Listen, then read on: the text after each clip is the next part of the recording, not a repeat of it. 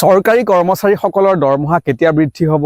চৰকাৰী কৰ্মচাৰীসকলৰ ডিএত নতুন খবৰ আহিছে নেকি? কৰ্মচাৰীসকলৰ অফিচত উপস্থিত হোৱাৰ নতুন সময়সূচী নিৰ্ধাৰণ কৰা হৈছে নেকি? অফিচৰ পৰা কিমান সময়ত যাব পাৰিব? এইবিলাক বিষয়ক লৈ যদি চৰকাৰী কোনো নীতি নিৰ্দেশনা আহে, এনে কেতবোৰ বিষয়ত কৰ্মচাৰীসকল প্ৰায় উৎসুক হৈ থকা দেখিবলৈ পোৱা যায়। পিছে এতিয়া চৰকাৰে জাৰি কৰিছে কেতবোৰ নীতি নিৰ্দেশনা। আজি সেইখিনি বিষয়ৰ ওপৰত আমি কথা পাতিম, ভিডিঅ'টো শেষলৈকে চাব। কোভিডকালীন পৰিস্থিতিৰ পিছত চৰকাৰী বা বেচৰকাৰী খণ্ডত কাম কৰাৰ কিছু নিয়মৰ সাল সলনি হ'ল। বহু লোকে ঘৰৰ পৰাই কাম কৰিবলৈ ল'লে, যাক ৱৰ্ক ফ্ৰম হোম বুলি কোৱা হয়। কিছু লোক এতিয়াও ৱৰ্ক ফ্ৰম হোমৰ পৰাই কাম কৰি আছে। কিছু কিছু ক্ষেত্ৰত অফিচলৈ কৰ্মচাৰীসকল আহিছে যদিও ডিজিটেল মাধ্যমৰ এই বিকাশৰ যুগত ঘৰৰ পৰাই বিভিন্ন ধৰণৰ কাম কাজ তেওঁলোকে সুচাৰুৰূপে পালন কৰি আহিছে। গতিকে অফিচত তেওঁলোকৰ কামৰ বোজা বহু পৰিমাণে হ্ৰাস পোৱা দেখিবলৈ পোৱা গৈছে। কেন্দ্ৰীয় চৰকাৰৰ কৰ্মচাৰীসকললৈ চৰকাৰে কাৰা নিৰ্দেশনা জাৰি কৰিছে। এতিয়াৰ পৰা কাৰ্যালয়ত পুৱা 9:15 পূৰ্বেই উপস্থিত হ'ব লাগিব। ঠিক সেইদৰে 5 বজালৈকে অফিচত বাধ্যতামূলকভাৱে কাম কৰিব লাগিব। ইতিমধ্যে চৰকাৰে এই সন্দৰ্ভত এখন নিৰ্দেশনা জাৰি কৰিছে আৰু নিৰ্দেশনা পত্ৰত ইয়াৰ সবিস্তাৰে প্ৰকাশ কৰা হৈছে। চাৰ্কুলাৰ অনুসৰি habitual late coming and early leaving of office should be viewed seriously and discouraged. Action against the same may be initiated. এনেদৰে উল্লেখ কৰা হৈছে এই সমগ্ৰ বিষয়টো সিৰিয়াছলি চৰকাৰে লৈছে আৰু যদি ইয়াৰ নিয়ম কোনো লোকে ভংগ কৰে ইয়াত কঠোৰ শাস্তিমূলক ব্যৱস্থা গ্ৰহণ কৰিব বুলিও তেওঁলোকে জনাইছে। উল্লেখ কৰা তথ্য মতে কৰ্মচাৰীসকলে পুৱা 9:15 পূৰ্বেই কাৰ্যালয়ত আহি উপস্থিত হ'ব লাগিব। CL ল'লেও তেওঁলোকে আগতীয়াকৈ জনাব লাগিব। ঠিক সেইদৰে তেওঁলোকে অফিচত উপস্থিত হোৱাৰ পাছত বায়োমেট্ৰিক পদ্ধতিৰে তেওঁলোকৰ এটেণ্ডেঞ্চ দিব লাগিব। কেন্দ্ৰীয় চৰকাৰৰ কৰ্মচাৰী আৰু প্ৰশিক্ষণ বিভাগে এই নিৰ্দেশনা জাৰি কৰিছে। কৰ্মচাৰীসকল সোনকালে অফিচৰ পৰা উভতি অহা বা অফিচত দেৰিকৈ উপস্থিত হোৱাৰ প্ৰৱণতা ৰোধ কৰিবলৈ চৰকাৰে এই নিৰ্দেশনা জাৰি কৰিছে।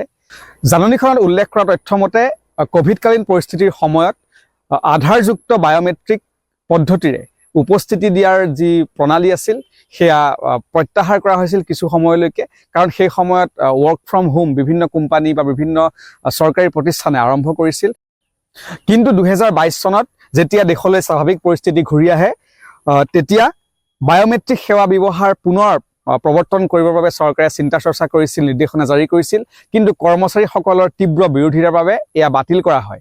কিন্তু এতিয়া কেন্দ্ৰীয় চৰকাৰে জাননী জাৰি কৰিছে আৰু ইয়াক বাধ্যতামূলকভাৱে ব্যৱহাৰ কৰিবলৈ কঠোৰ নিৰ্দেশনা জাৰি কৰিছে। টাইমছ অৱ ইণ্ডিয়া কাকতত প্ৰকাশিত তথ্য মতে যিসকল কৰ্মচাৰী পুৱা 9:15 পিছত কাৰ্যালয়ত উপস্থিত হ'ব তেওঁলোকৰ দৰমহা আধা দিনৰ কৰ্তন কৰা হ'ব বুলি জাননীখনে স্পষ্ট ৰূপত উল্লেখ কৰিছে।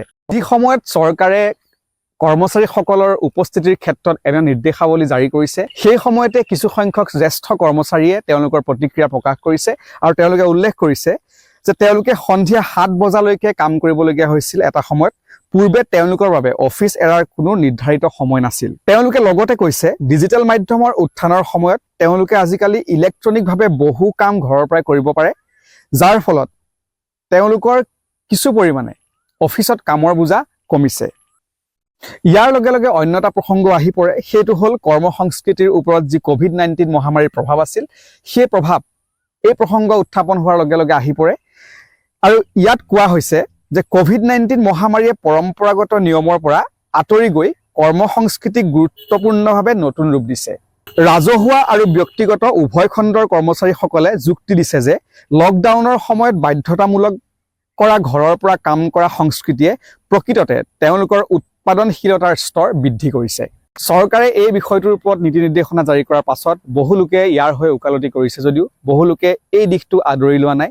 তেওঁলোকে উল্লেখ কৰিব বিচাৰে যে যদিও অফিচত কাম কৰাৰ এক সময়সীমা নিৰ্ধাৰণ কৰি দিয়া হৈছে কিন্তু আজিকালি ডিজিটেল মাধ্যমৰ যুগত ঘৰৰ পৰাও তেওঁলোকে বহুখিনি কাম কৰিবলগীয়া হয়। গতিকে এনেদৰে কৰ্মচাৰীসকলক বান্ধি ৰখাটো উচিত হোৱা নাই বুলি তেওঁলোকে মন্তব্য কৰিছে। ইতিমধ্যে আমি উল্লেখ কৰিছোঁ চৰকাৰী কৰ্মচাৰীসকল অফিচত উপস্থিত থকাৰ ক্ষেত্ৰত চৰকাৰে নীতি নিৰ্দেশনা জাৰি কৰিছে। এতিয়াৰ পৰা অফিচত 9 বজাত উপস্থিত হ'ব লাগিব, 9:15 হ'ব শেষ সময়সীমা। ঠিক সেইদৰে যদি CL লয় আগতীয়াকৈ জনাব লাগিব। সেইদৰে কাৰ্যালয়ত উপস্থিত হোৱাৰ পাছত আধাৰযুক্ত বায়োমেট্ৰিক সেৱা ব্যৱহাৰ কৰি উপস্থিতি দাখিল কৰিব লাগিব। অন্যথা তেওঁলোক কঠোৰ শাস্তিৰ সন্মুখীন হ'ব বুলি কেন্দ্ৰীয় চৰকাৰৰ কৰ্মচাৰী আৰু প্ৰশিক্ষণ বিভাগে জাননীযোগে জনাইছে। আজিৰ ভিডিঅ' ইমানেই। পৰৱৰ্তী ভিডিঅ'ত আমি পুনৰ লগ পাম। ধন্যবাদ।